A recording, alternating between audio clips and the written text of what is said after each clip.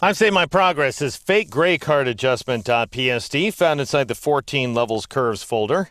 And in this exercise, we're going to throw away essentially all the automatic stuff that we've done so far. And we're going to apply some custom numerical adjustments on a channel by channel basis. So go ahead and double click on the thumbnail in front of levels there in order to bring up the adjustments panel. And I'm going to once again reset my options by clicking on the reset button. And then I'm going to click on auto. And the reason I'm clicking on auto is I want to go ahead and automatically reposition my black and white points at the beginning and end of the big mountainous histogram on a channel by channel basis. And that's something I'm going to need to do anyway, so I might as well have Photoshop do it for me automatically in advance. So I'll click on auto. And we get this change here. And we're not really terribly concerned with the accuracy of the modifications so far because we're going to be modifying our settings. Notice that we have a stretched histogram, so we have an after view of the histogram. There are no changes to the numbers under the histogram. So that means that Photoshop has made its modifications on a channel by channel basis. This channel by channel number happens regardless of which auto command you apply. So even if I'll go ahead and alt click or option click on the auto button to bring up the auto color correction options dialog box, even if I decide to enhance the monochromatic contrast, which theoretically operates on the composite histogram, and then click on OK, why then again I've got a stretched histogram and I have no settings. Instead, I have modifications on a channel by channel basis, and I want you to see this here. Each of the channels has a keyboard shortcut, and I'm going to be employing them just so I can quickly switch back and forth without the headache of having to go to this little pop-up menu over and over again. Notice it's Alt or Option 2 for the RGB image, and then Alt or Option 3, 4, 5 for red, green, and blue, or whatever color channels are at work inside of your image. So if it's a CMYK image, it would be Alt or Option 2 for CMYK, then Alt or Option 3 through 6 for cyan through black. Anyway, I'm going to go ahead and switch to the red channel here. Press the escape key so that option is no longer active. Notice that the black point value is 47, the other values are unchanged.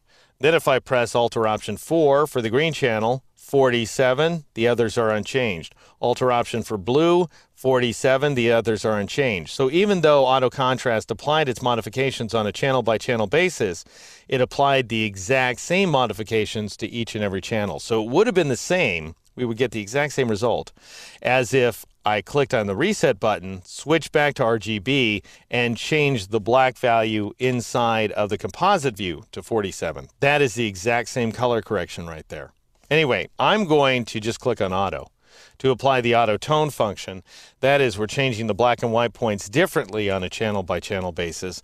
Now, because we already have a little bit of clipping in the original image, as indicated by that line on the far right-hand side of the graph, auto tone is not going to change the white point value. It just changed the black point values. As we can see here, if I press Alt 3 or Option 3, then the black point is 80.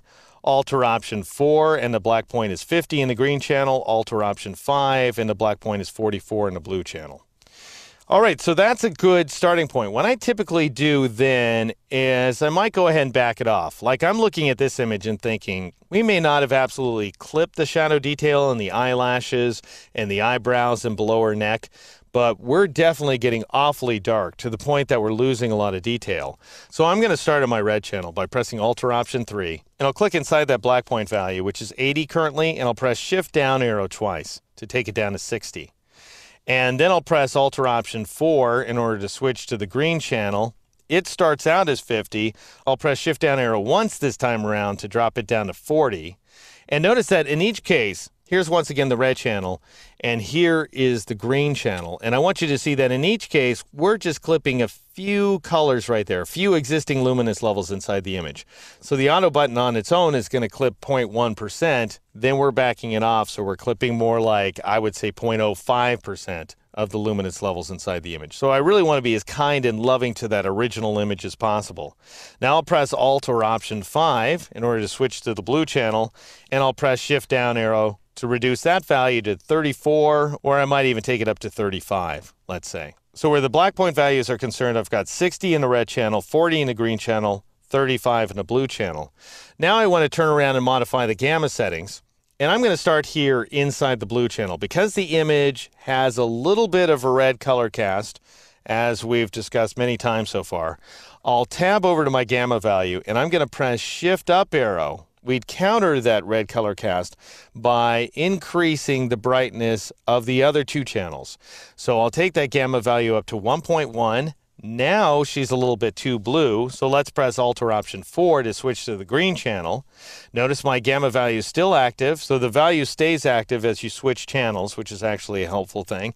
And I'll press Shift up arrow here. Now she looks too green, so I'm going to back it off. I'll press the down arrow key a few times until I reduce that gamma value to 1.05. And that looks pretty darn good to me. It doesn't look perfect. And you're not always going to get perfection out of levels or curves or any of these features for that matter, because you're always trying to compensate for the original image. And if the original image isn't perfect in the first place, then all you're really going to do to it is reduce its level of imperfection. You may not make it totally perfect.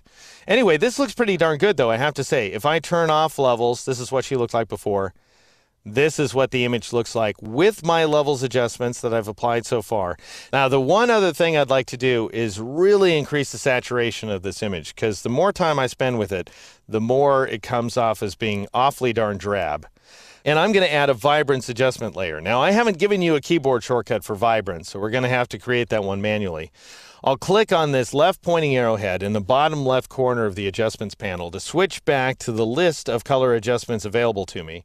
Then I've got this guy right there, vibrance. I'll Alt or Option click on that first icon in the second row, and I'll call this guy Color Blaster, and I'll click OK.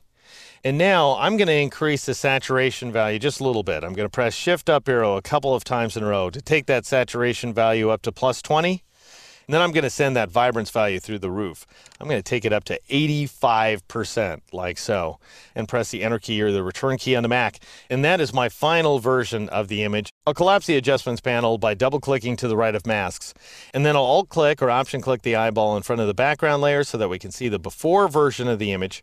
Here's what she looked like when we originally opened her oh so long ago. And here's what she looks like now, thanks to a combination of the levels and vibrance commands working together here inside Photoshop.